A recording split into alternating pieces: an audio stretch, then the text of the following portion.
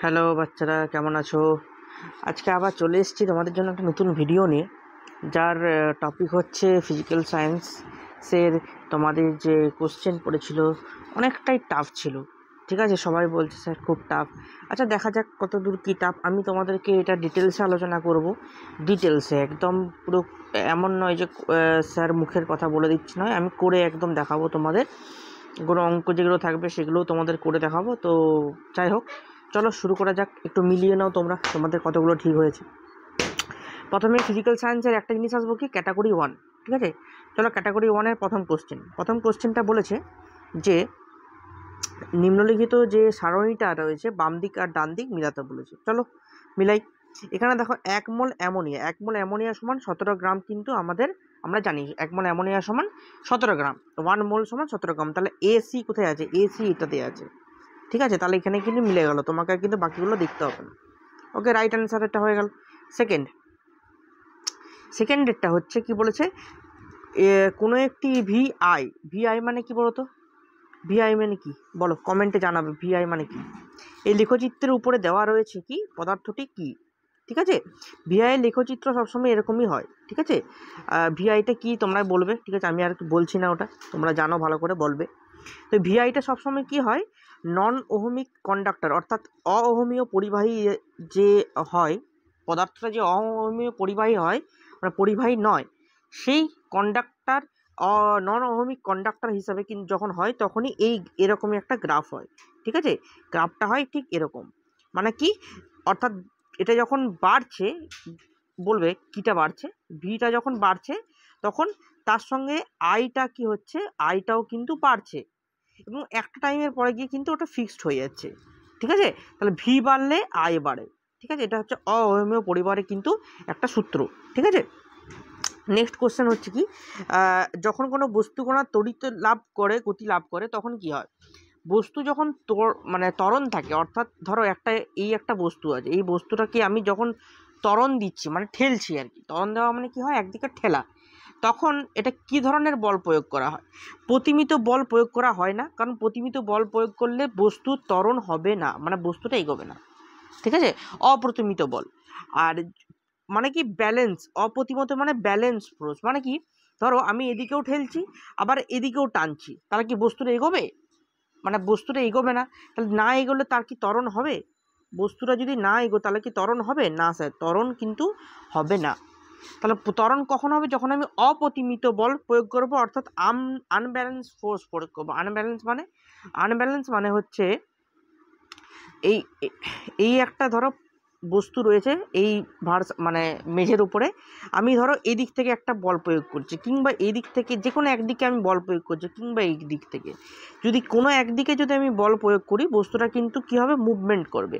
আমি এদিক থেকে করলে এদিকে মুভমেন্ট করবে, এদিক থেকে ফোর্স করলে এদিকে মুভমেন্ট করবে। তার মানে যে কোনো একদিকে মুভমেন্ট করেছে, তার মানে এর ত্বরণ হবে, ত্বরণ রয়েছে। ওকে, তাহলে সবসময় অপ্রতিমিত বা আনব্যালেন্স আমি যদি ফোর্স প্রয়োগ করি, তখন কিন্তু সেটা সম্ভব হলো। চলো নেক্সট কোশ্চেন দেখা যাক। নেক্সট কোশ্চেন হচ্ছে কি, একজন স্বাস্থ্যসেবিকা কোনো রোগীর দেহের যে উষ্ণতা, আমার টেম্পারেচার মাপি, ফারেনহাইট স্কেলে 4.5 ডিগ্রি বৃদ্ধি পেলে উষ্ণতা কিন্তু সেলসিয়াস স্কেলে কত বৃদ্ধি পাবে? এটা খুব সুন্দর কোশ্চেন, একটা দারুণ, মানে কি বলবো, যারা একটু বেসিক কনসেপ্ট রয়েছে তারা এটা পারবে, ঠিক আছে? আচ্ছা দেখো, এটা একটা সূত্র রয়েছে, এই সূত্রটা হচ্ছে কি, যদি সেলসিয়াসের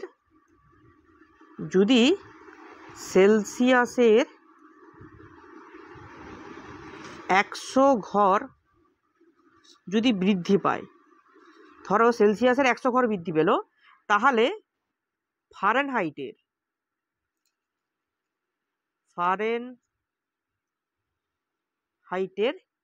180 ঘর বৃদ্ধি পাবে, ঠিক আছে? ফারেনহাইটের 100 মানে সেলসিয়াসের, ধরো সেলসিয়াসের হচ্ছে কত, 100 ঘর যদি বৃদ্ধি পায়, তাহলে ফারেনহাইটের 180 ঘর কিন্তু বৃদ্ধি পাবে, হলো। এটা হচ্ছে ফর্মুলা। এরপর এখানে বলেছে কি, ফারেনহাইটটার 4.5% যদি বৃদ্ধি পায়, তাহলে 4.5% ফারেনহাইটে যদি বৃদ্ধি পায়, তাহলে কি হবে দেখা যাক। তাহলে 4.5% যদি বৃদ্ধি পায় ফারেনহাইটের, তাহলে সেলসিয়াসে কি হবে? 4.180-তে যদি বৃদ্ধি পায় তাহলে কত? 100। এতে কি করলো? বৃদ্ধি পেয়েছে 4.5%। তাহলে ফারেনহাইটে কত বৃদ্ধি পাবে? অতএব ফারেনহাইটে বৃদ্ধি পাবে, আচ্ছা আমি একটু মুছে দিচ্ছি,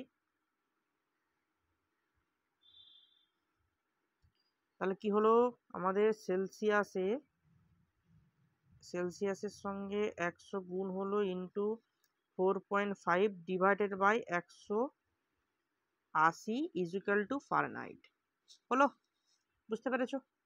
ফারেনহাইটে ডিভাইডেড বাই ফারেনহাইটে ইন্টু 180 ছিল, সেটা এখানে ভাগ হয়ে গেল। ওকে, সরি, ওকে হলো। তাহলে কত হবে? ফারেনহাইট সমান, এটা ক্যালকুলেট করবে, এখানে শূন্য শূন্য কাটছে, তারপরে হচ্ছে এখানে এই দশমিকের পরে শূন্য, এই শূন্যটাও কাটছে, দেখবে হবে কিন্তু কত? 2.5 ডিগ্রি, 2.5 ডিগ্রি। এটা ক্যালকুলেট করে দেখবে 2.5 ডিগ্রি আসবে। ঠিক আছে, অর্থাৎ সি ইন্টু যেটা হবে সেটা কিন্তু কি সেলসিয়াসে এত সংখ্যক বৃদ্ধি পাবে, ফারেনহাইটে এটা ইন্টু সি হবে। ঠিক আছে, তার মানে সেলসিয়াসে এত ডিগ্রি বৃদ্ধি পেয়েছে, এত ডিগ্রি সেলসিয়াস মানে এত ডিগ্রি বৃদ্ধি পেয়েছে ফারেনহাইটে। ফারেনহাইটে যদি 4.5% বৃদ্ধি পায়, সেলসিয়াসে 2.5% বৃদ্ধি পাবে। হলো? নেক্সট কোশ্চেন, তাহলে এটা অ্যান্সার কি হলো? Option D. ওকে, ফারেনহাইটের এটা মাথায় রাখবে সবসময় যে সেলসিয়াসের 100 গুণ যদি বৃদ্ধি পায় বাড়ে, ফারেনহাইটের 180 গুণ বাড়বে, এটা মাথায় রাখবে সবসময়। এবার যেটা বার করতে দিবে সেটা, এবার তোমাকে এখন এখানে ফারেনহাইটের 45% বলে দিয়েছে, ঠিক আছে, বৃদ্ধি পেলে, তাহলে সেলসিয়াসের কত বৃদ্ধি পাবে? ঠিক আছে, এটা আরামসে বেরিয়ে যাবে, গুণ করে বেরিয়ে যাবে। ঠিক আছে, এগুলো সহজ কোশ্চেন করে দিলাম, ঠিক আছে, ইজিলি, কোনো অসুবিধা নেই। ইভি, ইভি মানে কি? Electron volt. ইভি মানে electron volt, electron volt. Electron ভোল্টের কি রাশির জন্য কিটা ব্যবহার করা হয়? ইলেকট্রন ভোল্ট বাড়ার জন্য কি ব্যবহার করা হয়? কার্যের একক সবসময় ব্যবহার করা হয়। ঠিক আছে, নেক্সট কোশ্চেন, তড়িৎ বিশ্লেষণের সময় জারণ ঘটে কার? অ্যানোডে জারণ ঘটে। কোথায় জারণ ঘটে? অ্যানোডে জারণ ঘটে, কারণ এর তড়িৎ বিশ্লেষণের সময় যখন জারণ ঘটে অ্যানোডে, আর বিজারণ কোথায় হয়? ক্যাথোডে। ঠিক আছে, ওই অ্যানোড বিক্রিয়া একটা দেখবে আছে, রয়েছে অ্যানোড বিক্রিয়া, তো সেইখানে কিন্তু অ্যানোডে কিন্তু সেই জারণটা ঘটে। নেক্সট কোশ্চেন হচ্ছে কি, ডিনেচার্ড স্পিরিটে ইথাইল অ্যালকোহলের সঙ্গে যে উপাদানটা থাকে, ডিনেচার্ড স্পিরিটে ইথাইল অ্যালকোহলের সঙ্গে কি থাকে? মিথাইল অ্যালকোহল থাকে। ঠিক আছে, ডিনেচার্ড স্পিরিট যেটা মানে যে ডিনেচার্ড স্পিরিট মানে কি? যেটা ন্যাচারাল নয়, ডিনেচার্ড। ঠিক আছে, যেটা ন্যাচারাল ভাবে আমি ইউজ করতে পারবো না, ডিনেচারাল ভাবে ইউজ করা হয়, সেই ইথাইল অ্যালকোহলের সঙ্গে যেটা বিক্রিয়া প্রধান যৌগ হিসেবে ব্যবহার করা হয় সেটা হচ্ছে মিথাইল অ্যালকোহল। ওকে, নেক্সট কোশ্চেন হচ্ছে ভিনিগারে অ্যাসিটিক অ্যাসিডে জলীয় দ্রবণের যে জলীয় দ্রবণ, সে অম্লের শতকরা পরিমাণ কত? অম্লের শতকরা পরিমাণ কত? এটা একটু সহজ কোশ্চেন, 5 to 8%। ঠিক আছে, চলো, পানীয় জলের পিএইচ অনুমোদনের সীমা কত? এটা খুব সহজ কোশ্চেন। পানীয় জলের পিএইচ এর মাত্রা হচ্ছে 6.5 to 8.5, এটা সবাই জানে। ঠিক আছে, পানীয় জলের পিএইচ এর মাত্রা হচ্ছে 6.5 to 8.5। আর নর্মাল পিএইচটা কত বলতো? নর্মাল রেঞ্জ অফ পিএইচ কত বলবে তো, আমাদের কমেন্টে জানাবে। নর্মাল রেঞ্জ অফ পিএইচ এটা কত আমাকে একটু কমেন্টে জানাবে। ঠিক আছে, নর্মাল পিএইচ কত? নেক্সট হচ্ছে কি, হ্যালোজেন মৌলগুলি কোনটি বিজারণ ক্ষমতা আচ্ছা, ক্রম জানতে চেয়েছে, বিজারণ ক্ষমতার যে ক্রম।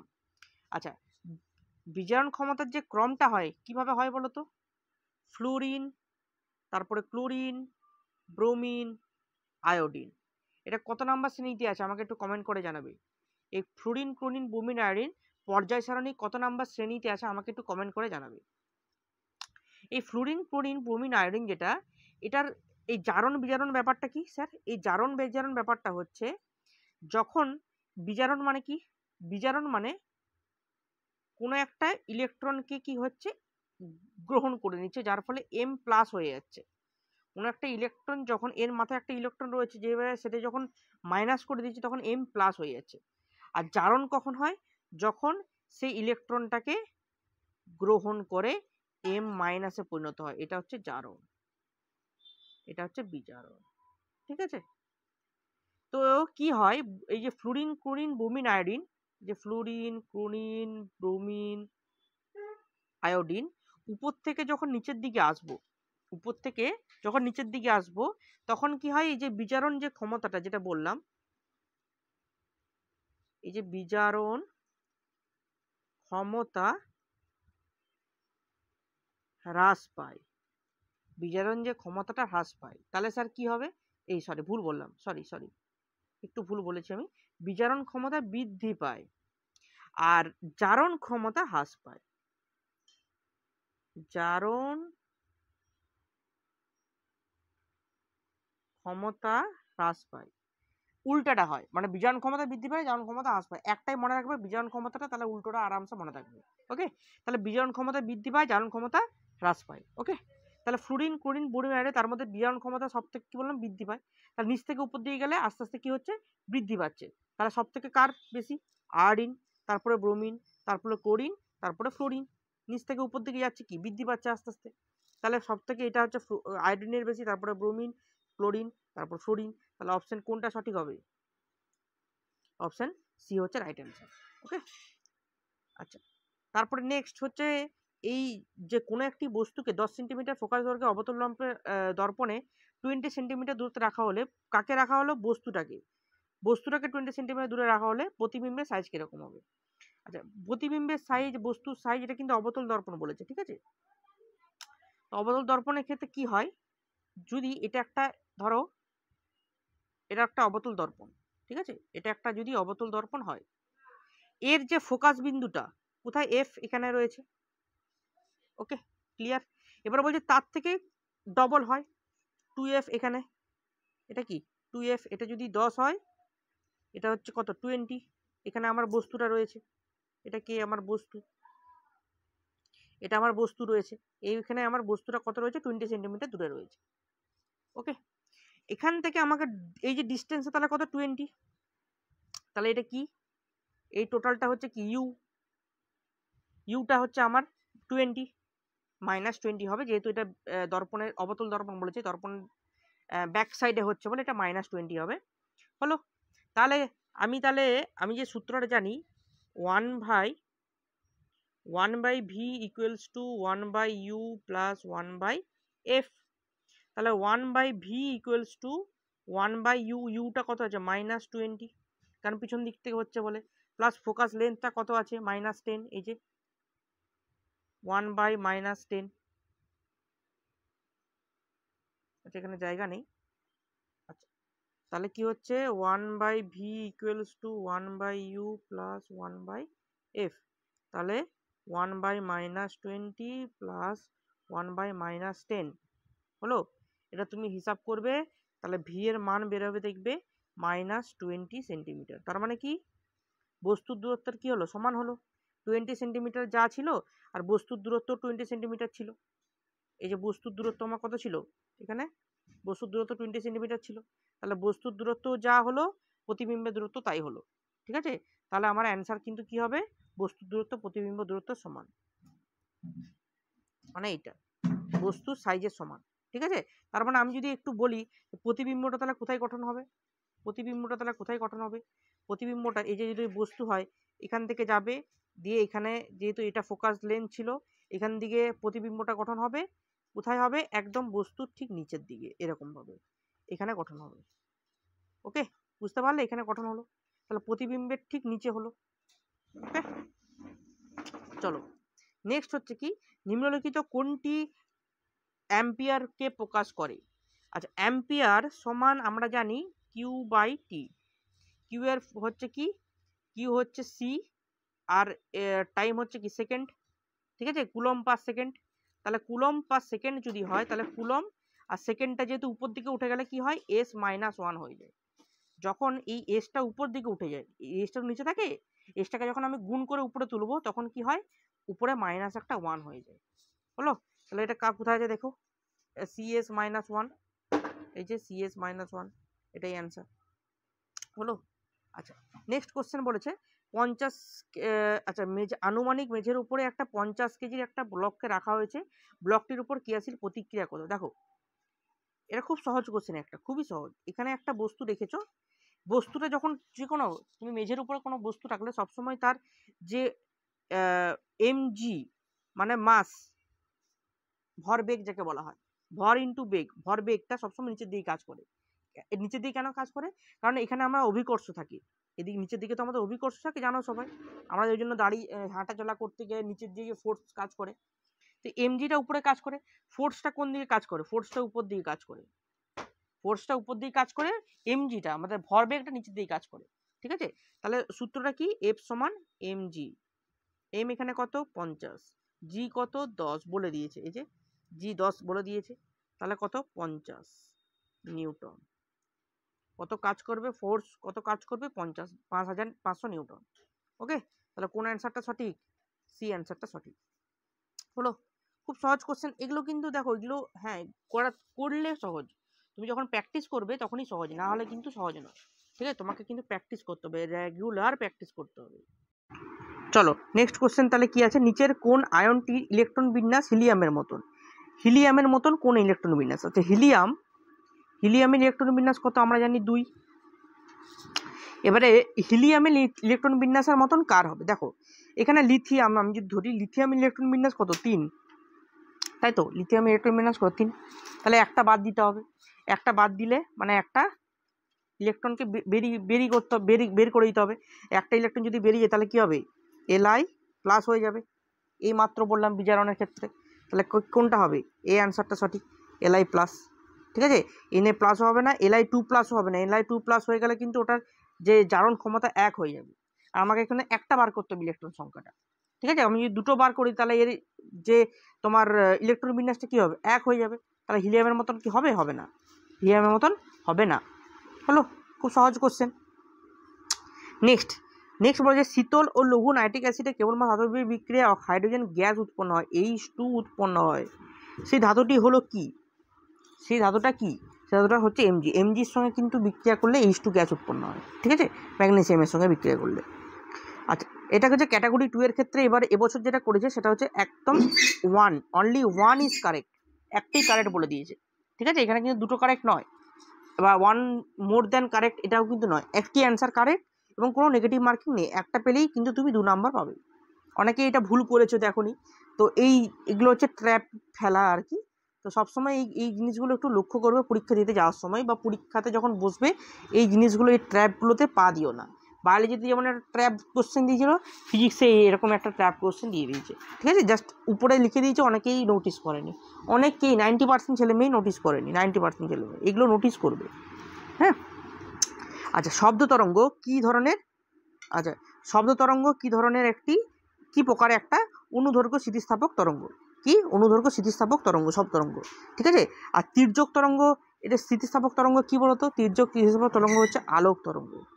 ঠিক আছে, আলোক তরঙ্গ হচ্ছে তির্যকভাবে যায়, সবসময় এই আলো তির্যকভাবে যায়, দেখেছো নিশ্চয়ই, আলো তির্যকভাবে যায়। আর অনুদৈর্ঘ্য স্থিতিস্থাপক তরঙ্গটা কি? শব্দ তরঙ্গ। ঠিক আছে, আচ্ছা নেক্সট হচ্ছে 100 কিলোওয়াট ক্ষমতা সম্পন্ন 1 মিনিট ধরে জ্বালালে কত শক্তি উৎপন্ন হয়? তাহলে আমি যদি শক্তি এফ সমান যদি ধরি, তাহলে 100 ইন্টু 1 মিনিট মানে 60 সেকেন্ড, তাহলে কত হবে? 6 কিলো জুল। ঠিক আছে, 6 কিলো জুল হলো। তাহলে কোন অ্যান্সারটা সঠিক হলো? সি অ্যান্সারটা সঠিক হলো।